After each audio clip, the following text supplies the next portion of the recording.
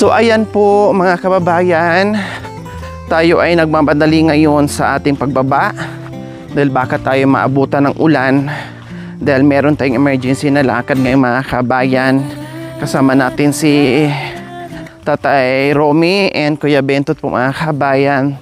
No, kailangan ay mabilis tayo sa paglalakad, no, para tayong trumpo po mga kababayan na umiikot, no, yung ating paglalakad ngayon dahil Diyos ko mamaya-maya uulan na naman yan for sure. Kaya naantala yung ating Thanksgiving dahil sa panahon po mga kababayan. Kaya sunduin natin ngayon si Tatay Romy and Kuya Bentot po mga kabayan. Meron kaming lakad. Yes, bakit kaya tayo ay biglang napasugod at nagmamadali tayo mga kabayan, no, dahil meron tayong pupuntahan ngayon. So syempre si Kuya Bentot and Tatay Romy po mga kabayan ay isasama natin, no, isasama po natin yung dalawa.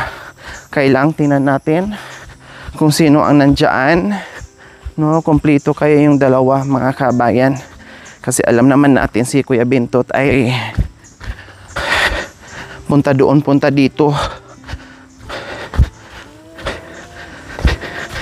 biglang mawala, biglang susulpot.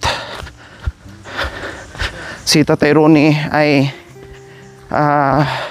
nandito lang madalas, si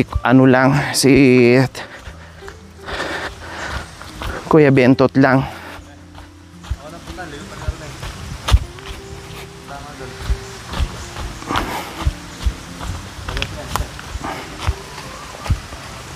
Ay ayun si Tatay Romy nandoon po mga kabayan. Wala siya dito sa bayan na naririnig ko doon sa sibol.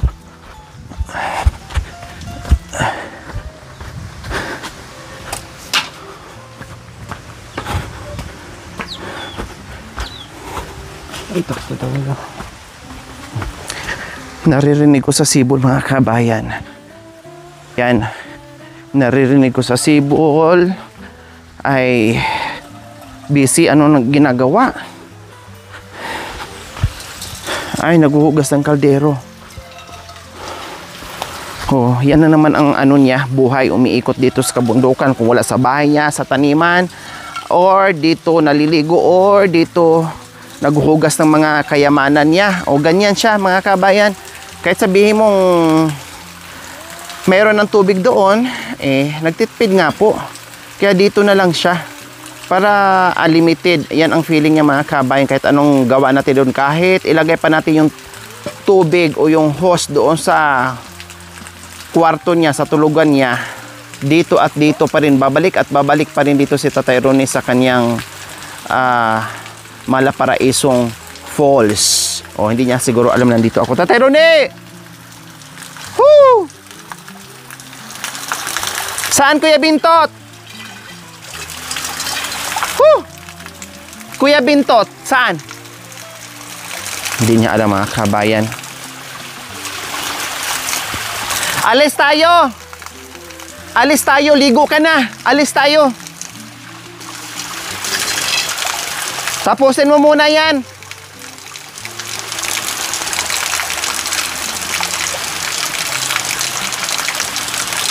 Naghuhugas pala ng pinggan mga kabayan. Ay, panghugas niya. Lupa, buhangin, balas.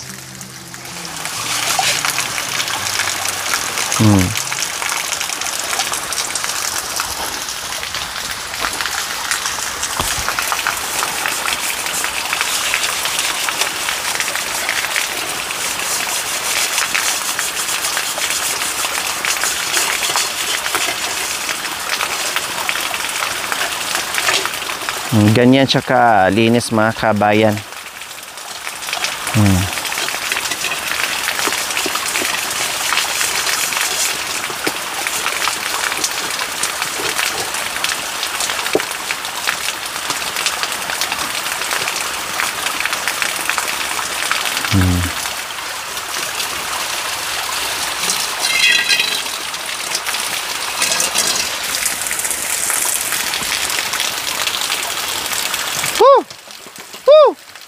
Lagay mo muna doon. Para hindi madumihan. Para hindi ka pabalik-balik ng ano. Linis ang kaldero mo, sayang madumihan. Yan.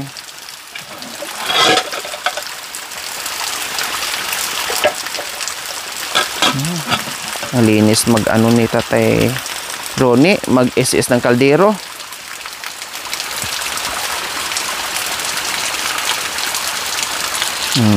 Ligo time.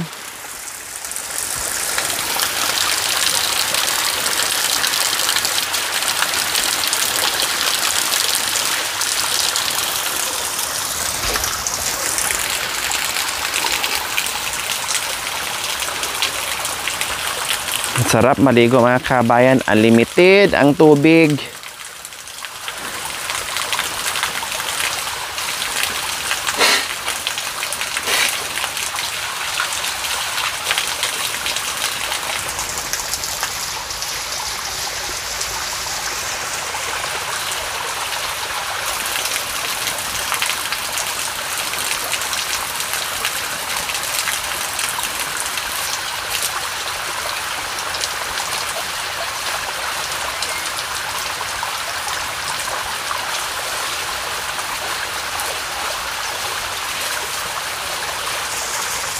So ayan po mga kabayan.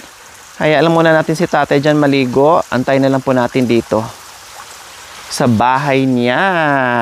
Total tapos naman na siya maghugas ng kaldero. So ayan, tapos na po maligo si Tatay Ronnie mga kabayan. Dala-dala na rin niya yung kanyang mga kaldero. Pero yung tabako niya mga kabayan, talagang matik, nakasungal-ngal sa bibig. Talaga naman, oo.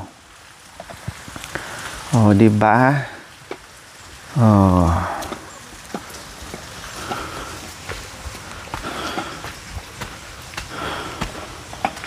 Nakaligo. Gwapo na lalo.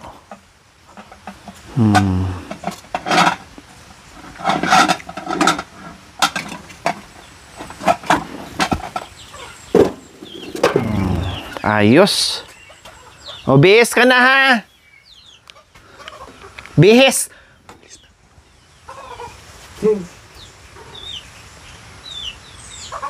Ano sinisilip niyo po dyan?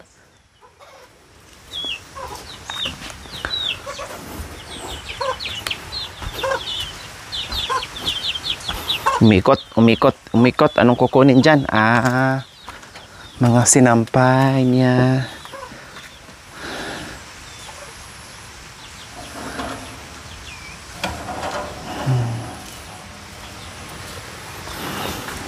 O, diba, natuto na siya mga kabayan.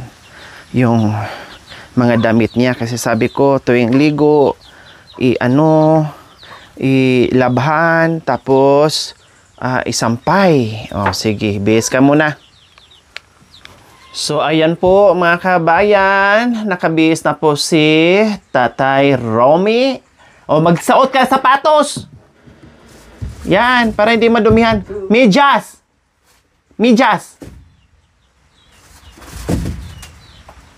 Lagay ka medyas.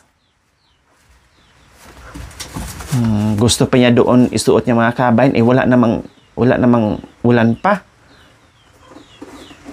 Talagang ayaw niya magputikan mga kabayan. Kaya sabi niya, nagsinya siya doon na lang daw niya isuot. Wala namang ulan. Ayan. Magmedyas ka Woo! Yan. Diba?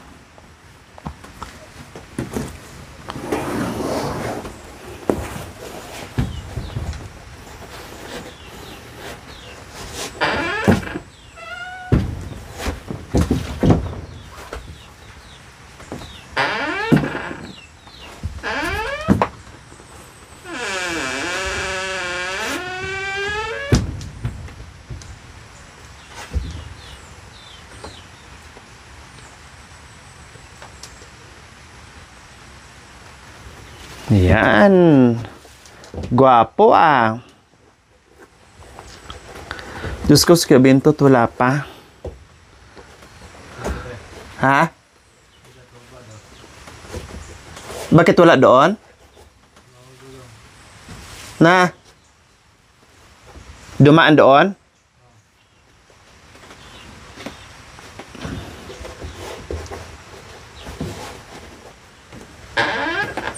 Oh, gwapo ah.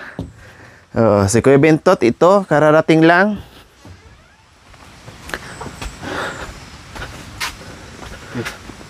Sabi ko na nga po mga kabayan kung wala doon, dito talaga yan. No? Siguro nagpunta doon sa kabila para maglinis na naman. Wala siyang katapusang mawir. Membro to pa dyan? Alis tayo! Manaliw tayo, Manaliw. Bayan, tama. Manaliw, bilisan mo. To pa dyan. Ang daanan pala mga kabayan doon ay inayos niya. Pati ngayong kalsada doon, ang layo ng inayos nito. Buong kabihasnan mga kabayan ay inaayos niya. No? At kahapon sabi ko magsibak siya ng kahoy. Ito nga, nagsibak siya. Nakasibak na siya mga kababayan. Oh, hindi niya nakalimutan yung sinabi ko sa kanya. Kaya ngayon, ito ay dala-dala na naman yung mower mga kabayan. Sinipag sa paglilinis. Buong kabihasnan ng barangay po mga kabayan ay nililinis niya. Oh, nag-i-enjoy siya sa bagong mower. Saan ka ba Saan? Baba? Makapay po. Makapay. Kapay? Kapay?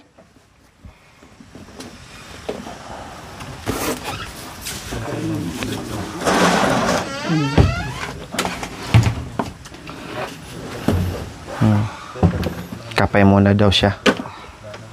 Sige.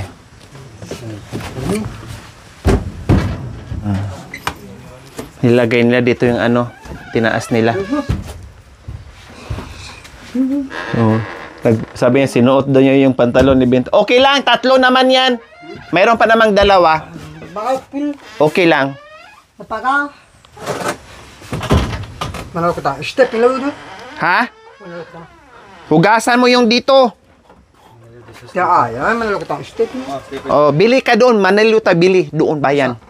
Manalo ko ta. Tsari. Magpaa ka lang? Magpaa ka? Ano tayo ganito ba? Oh, yeah. Magnalo ka rin. Manaliw. Mag-shopping ka, mag-shopping. Mamili ka damit, mili ka sapatos, tip-in, brief, lahat.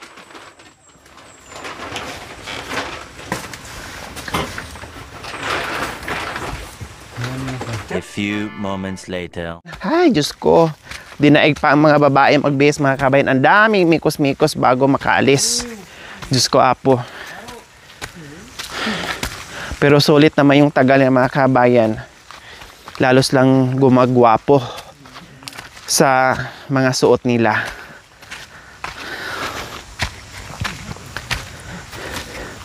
Sabi ko, Bentot, saan daw kami?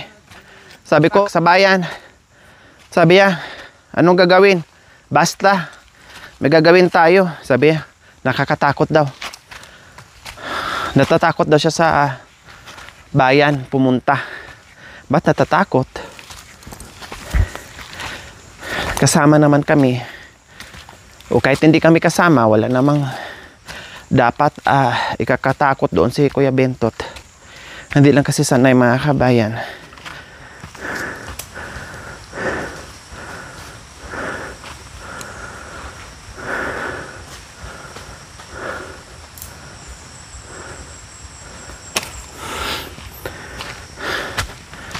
Formang-forma si Tatay Romy.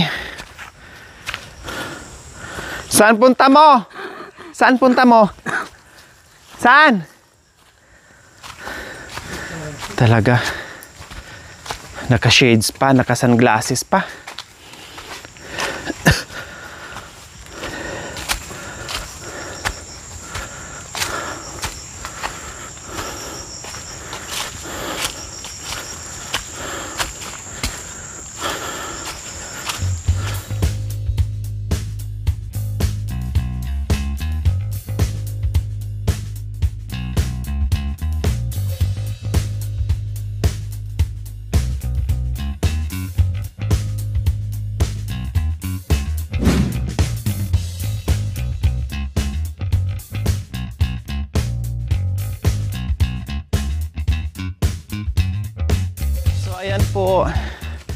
Nakaakyat na rin kami mga kababayan.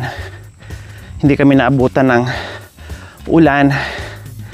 Medyo may lumabas konti araw. Aninag, wala talagang araw.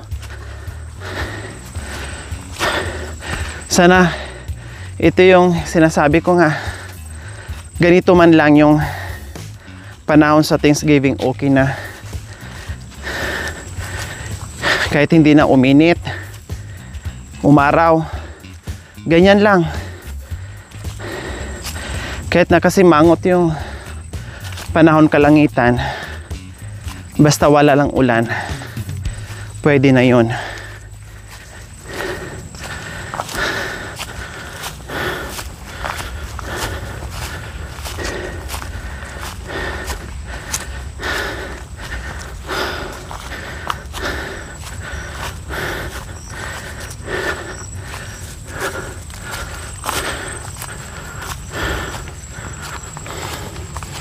Ay, sa wakas,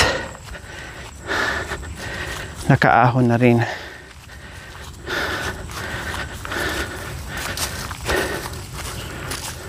Buti ngayon kahit papaano ay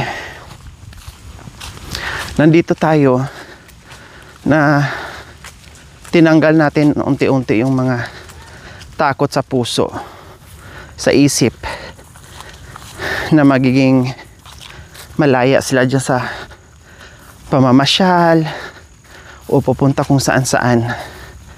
Diba? Na hindi yung puro takot sila dyan sa labas. Paano kung hindi natin inuunti-unti at sinanay mga kabayan ko, di lalo. Diba?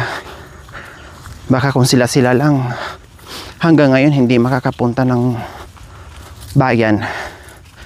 O ngayon nakakapasok na kung saan-saan, kahit sa mall. Okay, as Kuya Bentot, inuunti-unti natin. No, inuunti-unti natin sa Kuya Bentot na masanay sumakay. Nahihilo nga. Nung unang sakay mga kabayan, sumuka. No, hindi nakatagal doon sa loob. Lumipat sa likod. Nahilo. Nag-blow. Eh ngayon pangalawang beses yung sasakay, ay pangatlong beses yung sasakay mga kabayan.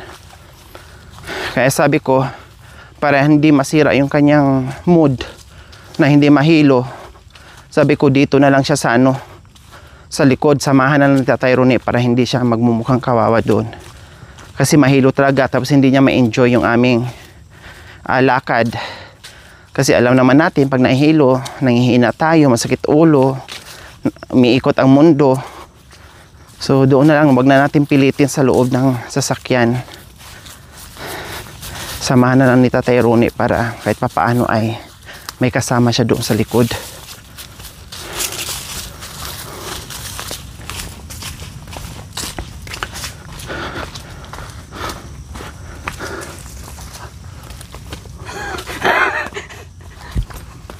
Kuya, Ito pa nalo. panty mo, bra mo. Share.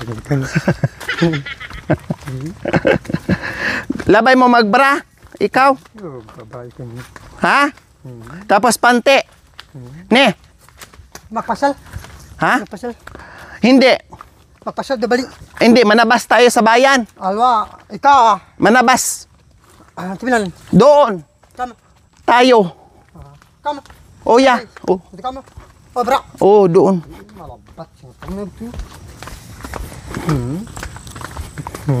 Magtanim tayo ng gabi doon sa bayan. Tamang oras. Mamaya. Ba? Ngay. Babalik. Alas 12 ng gabi. Daw si. Taabak kina.